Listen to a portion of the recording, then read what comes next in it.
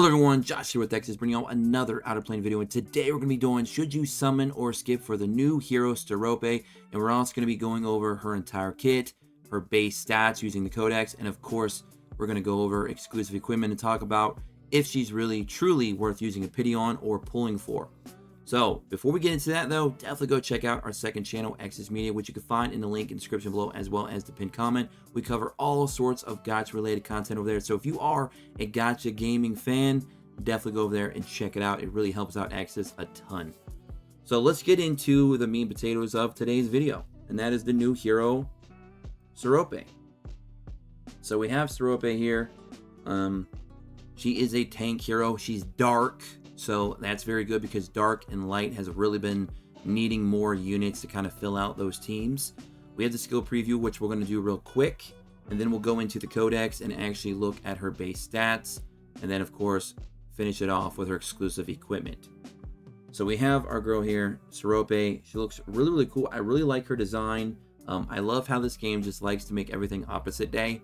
Like Air, she looks like she's a water hero, but they made her fire. And then we got Mine, who a lot of people assumed was going to be dark. They made her water. And then we have a unit right here like Sterope, who looks like she's a light hero, but she's dark. I mean, you can't make these things up. So we're going to go ahead and use her ultimate first. Her ultimate here grants increased accuracy and effectiveness to all allies for 3 turns and reduce the skill cooldowns of the ally with the highest attack by 2 turns. Now, I'm not sure if that does it on herself since we're in the skill preview here and there's no other units available. So we're going to find that out in a minute. Actually, no, we won't be able to find it out because there is no cooldowns in the skill preview. So we won't be able to properly see this, but it's fine because we will be having an additional showcase for this hero, probably an arena or something. I believe Shredder said that he wanted to do. So definitely stay tuned for that. We might have some more showcase videos to kind of further showcase what she can do skill-wise in the game. But giving us an AoE effectiveness up, we've needed that for a while in this game because there's a lot of really strong debuffers and dot damage dealers out there that could really benefit from a hero that can provide them with additional effectiveness without having to sacrifice their own damage-based stats to get it. So that's very nice. We're going to go ahead and use it here. Let's go ahead and pop that. Pretty cool looking animation. She got like a whole freaking tidal wave, a whole tsunami going on. I love it. Looks really cool. So there we go. Interesting, very interesting. Actually, let me slow that back down. Let's see if that actually, because I wonder if it does show up for the skill cooldown, if that actually pops up. Let's see if it actually happens, because I am curious. Let's try and read her buffs again. Let's see if like a skill cooldown pops up. It does, cooldown reduction. So you guys and gals can see right there, she actually can use that on herself when she's alone. So, okay, very nice to know. And then we have her passive here, grants Karanos to allies and enemies for 3 turns at the start of battle. Has a 100% chance to reduce the duration of enemy buffs by 1 turn. When an enemy counterattacks or uses revenge or agile response, which of course is the passive for Tio. Revenge would be between, you know, both of the light stellas. And then counterattacks is if they have a counterattack put into the kit, like an Edith, for example, or just running a counterattack gear set, I'm assuming. The reduced healing received by 50% is also irremovable, which is very good. That could be clutch in a lot of different things, especially in PvP, where you're going to be going against a lot of defensive teams that rely a lot on healing or spam healing. So that's going to be very strong there. So very nice. And then we're going to go ahead and use her basic ability, and then we're going to do the full burst with it.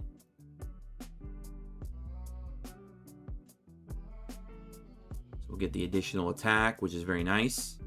Okay. Now, her basic ability is really what I feel is like her bread and butter, because she's going to be providing you with a lot of additional damage output for your team.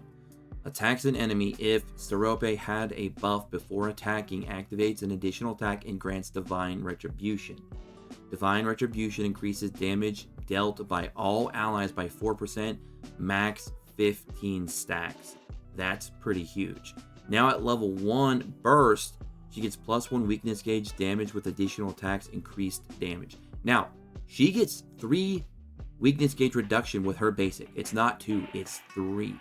And she gets to do an additional attack as well. If it works kind of like some other units, that might mean she could do between 6 and 7 weakness gauge reduction with her basic ability, depending on if you're bursting or not, which is kind of insane. And then at level 3, she gets 5 stacks of Divine Retribution, which is literally a free 20% additional damage to your team. And I'm not gonna, say for sure, but I don't think that the Divine Retribution stacks ever decrease. I think they're perma, so they just stack up to 15 and then just stay there for the duration of the fight, I'm assuming. Because if they kind of went away on like a cooldown, that'd be kind of dumb.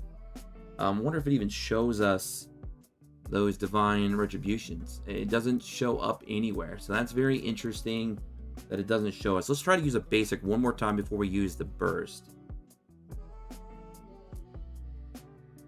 Okay, I'm seeing the additional attack. I mean, that's triggering. But where is the Divine Retribution? It's not showing us how many stacks there is. So that's kind of stupid. Like, that's very stupid. Like, there's no visual representation of how many stacks we have. So how are we supposed to know how many stacks we got? Like, are we at 3 stacks, 4 stacks? Like, do I have to sit here and keep track myself?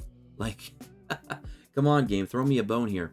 At least show me how many freaking stacks we have. Put it above the character's head. I don't understand it. Anyways, we're gonna go ahead and pop the big burst here.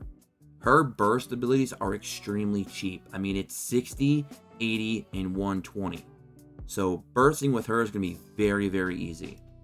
Okay, let's go and pop that, the big one here. Okay, got the increased speed there from the burst 2.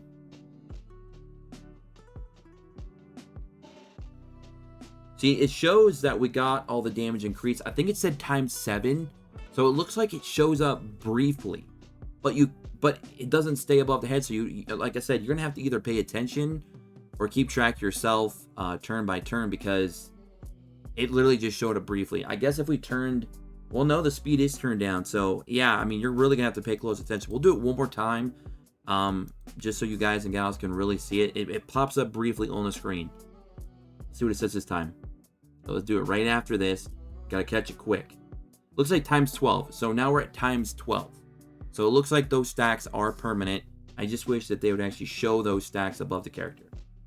Anyway, now that we're at... Actually, let's just max these stacks out. I want to see what the damage difference kind of was. I think we were doing somewhere around like 1,000 damage or so, give or take, with her basic ability with a non-crit. So that should max it out now, right? Yeah, we should be at times 15. Now let's go ahead and do her basic ability and see what kind of damage she's doing now. Let's see if we can get a non-crit. There we go. That's a non-crit. Okay.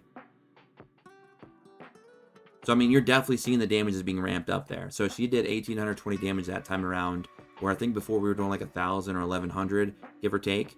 So, the damage definitely got ramped up, and that's going to be very, very powerful for a lot of your other units, especially that are built more for DPSs. So, that's a lot of fun. She has a really cool, very interesting kit. I really like her kit a lot, but let's go ahead and check out her base stats. Now, her base stats, they're pretty much just copy and paste like a lot of the stuff in this game. And they're going to be the exact same as another unit that's also a tank, such as Veronica. Let's go ahead and go to the codex real quick. We'll go and pick her up here, and let's go all the way over to max upgrades. 10,581 at level 100 CP, 921 attack, 676 defense, 4,962 health, 104 speed, 150 accuracy, 160 evasion, 80 effectiveness, 160 resilience. These are the exact same stats as another tank like Veronica. Okay, and since she is a tank here, I hate when it doesn't show me that in Codex. Why does it never show that to me in Codex? Well, since I can't show it to you with her in the Codex, we're going to have to go back to the normal heroes. Let's go to Veronica here for a second. And let's go ahead and click this again. There we go. So what you're going to be expecting to get with her, since she is a defender, she's going to be generating 5 action points at the start of the turn, generates 35 action points when hit, and increases defense by 15%. So that's what she'd be getting. Now, the last thing that we want to look at here is obviously her exclusive equipment. So we're going to go down here to gear. We're going to go over here to exclusive equipment. It should be all the way at the bottom. Here it is. The Thunderer. Reduces light damage taken 20%, and unfortunately they gave her another copy paste exclusive equipment, increases attack proportional to missing health, which is absolute garbage. So I was expecting so much more with her exclusive. I felt like they had a lot of avenues that they could have taken, and they chose to take a detour straight off the side of a cliff, because that is garbage. Her exclusive equipment is absolute trash. Like, yeah, it's nice. You're going to be reducing the light damage by 20, and obviously you can equip your gems. That's really the only value here. The skill itself, I don't care. I really don't care about that skill at all. It's rubbish, okay? It's rubbish. For my friends across the pond, it's rubbish. It's bollocks, okay? I just don't understand it. They could have taken so many different routes. They could have given you Divine Retribution stacks, like at the beginning of the fight. They could have made it to where, you know, she's able to do something else that's incorporated within her kit, you know, with some of her other skills. No, they give her a quote-unquote DPS skill on a unit that is not built for DPS. I don't know. I really don't know. Her exclusive equipment really sours me so much. But if we ignore that atrocity, her skill set is really, really good. I definitely recommend going ahead and using your pity on her, and of course pulling for her if you have some gems and some pulls available to you, because she seems like a very well-rounded and very solid unit. Her exclusive equipment, unfortunately, is just a downer, but that's the case for a lot of the units in the game. The exclusive equipments are just usually, most times, pretty disappointing. Sometimes we get some really good ones, and then the other times we get this. So, but I'm not going to let that kind of distract from the fact that she's a really powerful, very well-rounded hero that's going to really provide a lot of benefits to your team overall. She's not a selfish hero. She's definitely a giver, not a taker. So very, very nice there. But that's going to be it for me. Let me know what you guys and gals think about her in the comment section below. What do you think about the new hero? If you pulled her already, congratulations. If you're going to be pulling for her, good luck. And I'll catch you guys and gals in the next one. Don't forget to like, subscribe, check notifications. Join us in the Discord in the description below as always. And of course, follow us on Twitter at XSmedia. Until next time, peace.